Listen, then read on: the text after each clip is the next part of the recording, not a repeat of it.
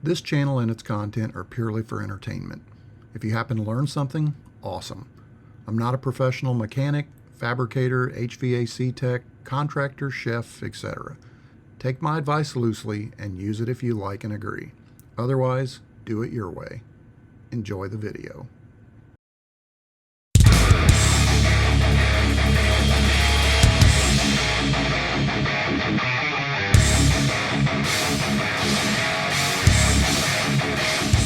Okay, I'm going to change the oil on my 2006 Toyota Avalon. Got to move vehicles out first, so here we go.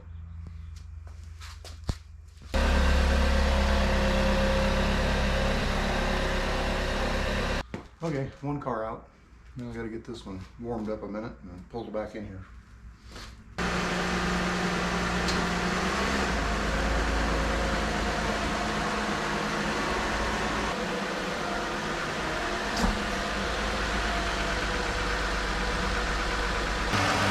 Okay, you can see if you can hear me here. You can see if you can hear me here.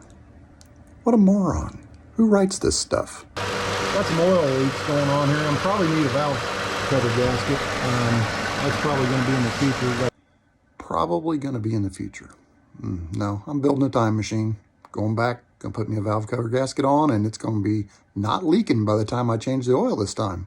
Woo! A dirty battery that needs to be dealt with at some point. But, yeah. Okay. So I've got a set of quickjacks that I like to use when I'm changing my oil, because not because I need it for changing the oil, really, because I rotate my tires and it's just a whole lot easier to get a whole car up on jacks all at once, and I don't have to use jack stands, and it's just stable, and it's a little bit of effort, but not bad. So we'll get these things down and get them hooked up and be right back. Okay, so I got the quickjacks under the car, and I got the see, I got the compressor over there. Nope, not even close. That's a hydraulic electric pump, moron. And these guys are ready to go. Car's warmed up. I'm gonna go ahead and loosen the lug nuts a little bit, just so when I get it up I can get them off easy to do the tire rotation. By the way, I got a 22mm impact socket and a breaker bar. That's what I'm going to use here for just to get them loosened up.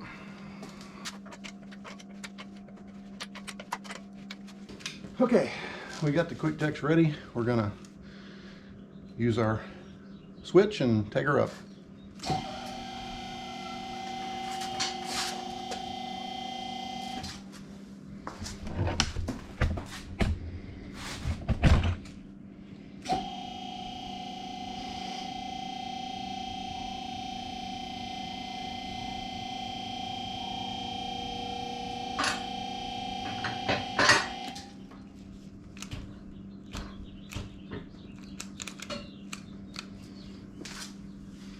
Okay, just go double check, make sure everything's sitting good and no issues, but we're up, and you can see we got a lot of clearance underneath the car there to work now, and we can get to all four tires at the same time. So you'll notice also that there's a lock on these things, so we can bring it back down after you take it up, and it locks in, so it's not going to fall or do anything. It can't, even if it relieves pressure, it's not going to go anywhere. So all right,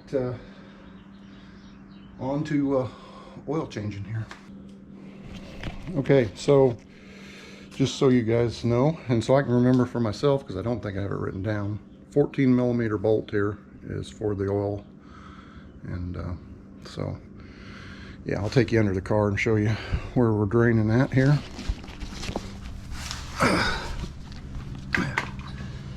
All right, you can see where the oil bolt is. Got my new drain pan, picked up from Wally World for 10 bucks, which I like because, well, it's the first time I'm using it, so I assume I like it. But you can drain it right in there, and then you can, it's got the spout to pour it out. Of course, you can grab it by the handle and pick it up, and it should be a lot nicer than just a regular old pan that I was using before. So another shot of the quickjacks underneath here. You can see this is not the highest setting. It's actually a lot. You can go up another several inches on it if you want to take it up higher, but I don't really need that for this, so I don't worry about it. But yeah.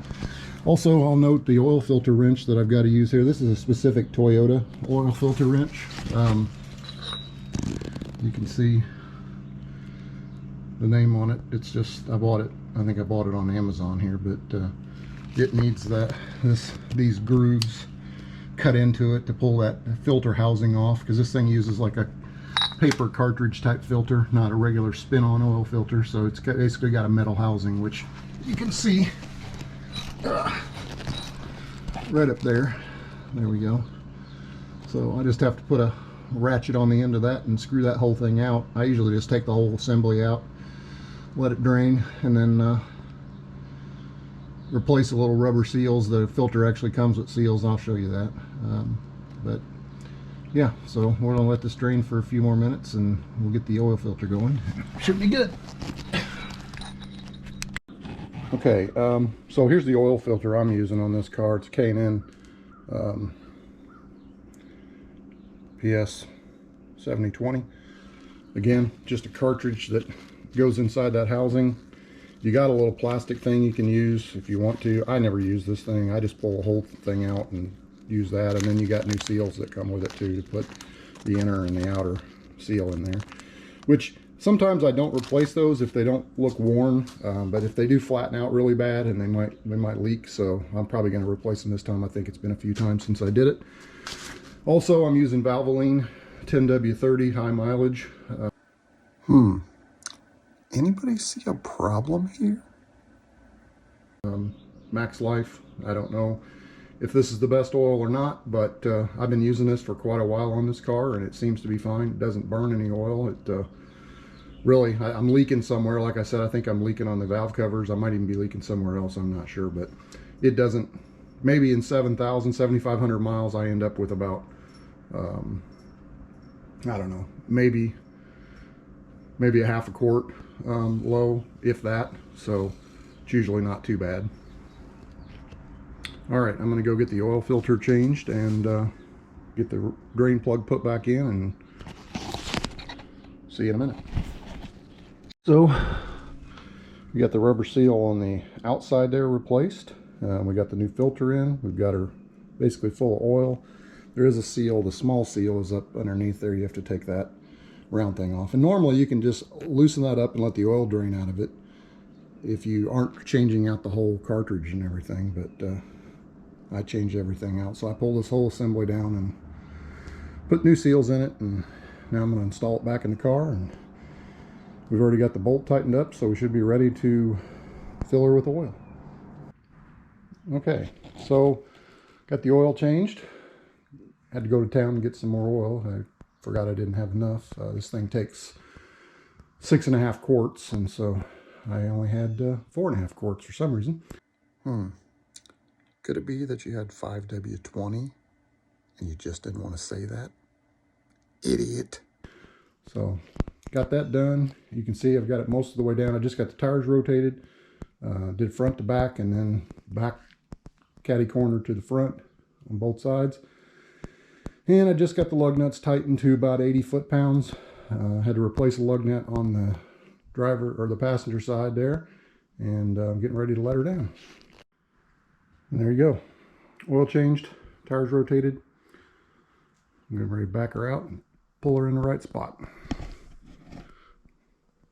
Talk to you later.